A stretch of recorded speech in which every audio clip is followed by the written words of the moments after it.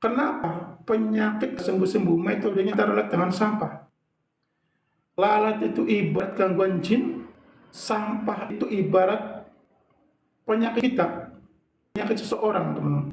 Hasad, iri, dengki, takabur, sombong, ya, hatinya nggak pernah dibersihkan. Misalkan kita obati sama seseorang, kitanya masih jengkel sama seseorang, teman-teman, ya, kitanya masih marah-marahan, nggak bisa berdamai dengan diri sendiri, ibadahnya kitanya masih biasa-biasa saja, ya nggak bakal keluar, teman-teman. Jadi kalau kitanya yang dibersihkan, ya silakan kalau mau diberi jarak jauh sih boleh ya, teman-teman. Gini tuh, kalau kitanya yang diusirnya cuma lalatnya doang, jinnya doang, ya, ya masuk lagi, teman-teman. Kalau sampahnya nggak dibersihkan, gimana caranya supaya penyakit itu sembuh? Gangguan itu nggak balik lagi. Sampahnya dibersihkan, teman-teman. Jangan urutin lalat. Nah, sampah saja dibersihkan. Apa itu sampah? Ya itu tadi yang saya jelaskan.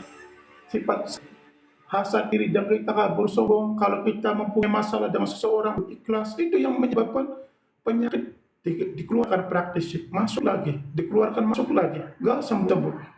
Pada bisa lihat masa depan, enggak, saya nggak bisa lihat masa depannya, Kang Iwan. Kenapa penyakit nggak sembuh-sembuh? Karena dosa kemaksiatan kita, teman-teman. Ya, praktisi hanya mengeluarkan, kitanya ya sendiri yang harus bertindak, teman-teman. Kalau mengandalkan praktisi ataupun lainnya, saya yakin uang habis sembuh tidak. Karena akidah kita yang menentukan. Kalau kitanya nggak dibersihkan sifat hasad, iri, dengkinya, ya itu tetap saja masuk, teman-teman. Sesungguhnya Allah tidak akan merubah suatu kaum, golongan, dan nasib seseorang kecuali diri kita sendiri yang merubahnya, teman-teman. Praktisi hanya membacakan, mengeluarkan gangguan sudah. Setelah itu kita sendiri yang menutup, teman. Ya, orang yang diobati sendiri yang menutup. Artinya apa? Yaitu, teman-teman, itu dengan apa? Ya dengan itu ibadahnya diperkuat lagi. Harus bisa berdamai dengan diri sendiri. Kalau sholat bolong-bolongnya ditambal, jangan mudah marah. Kalau kita mempunyai masalah seseorang, ikhlaskan. Itu, teman-teman. Kalau hanya mengandalkan praktis, saya yakin uang habis sembuh tidak, malah ketipu ya kadang-kadang. Karena terlalu percaya kepada malu. Karena sendiri nggak mau berubah. Gimana mau sembuh? Orang dikeluarkan gangguan jiwa. Kitanya masih halal ke dalam kemaksiatan, ya masuk lagi, teman-teman. Jadi intinya yang menentukan sembuh atau tidak ketika diterapi, gangguannya dikeluarkan, ya kitanya itu ibadahnya itu lebih diperkuat lagi, teman-teman.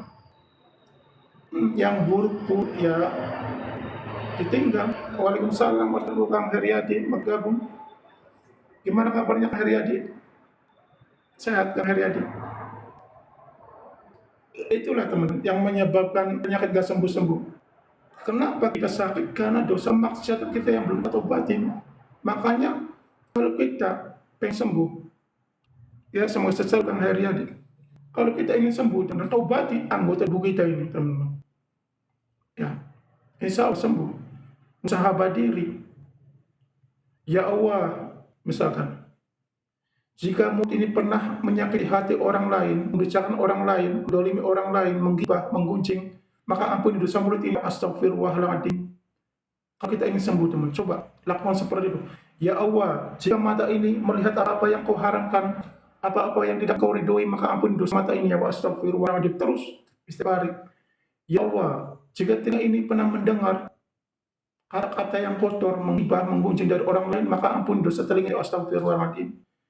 Ya Allah, jika tangan ini pernah mampar, menggenggam apa-apa yang kau haramkan, apa-apa yang aku sentuh, sehingga yang tidak ridho, maka ampun dosa tangan ini. Astagfirullahaladzim. Perut, ya Allah, perut ini, lambung ini, jika pernah memakan makanan yang haram, makan makanan yang tidak halal, yang tidak engkau ridhoi, maka ampuni dosa perut ini. Astagfirullahaladzim. Terus, ya Allah, kaki ini, jika kaki ini pernah melangkah ke tempat-tempat maksiat, tempat-tempat yang tidak engkau ridhoi, maka ampuni dosa tangan ini. Astagfirullahaladzim. Terus istighfar, teman-teman, supaya kalau kitanya sifat kesadaran itu timbul, insya Allah jin juga nggak bakal balik lagi. Kalau balik lagi juga cuma mencok, teman-teman, karena kayak gitu. Jadi orang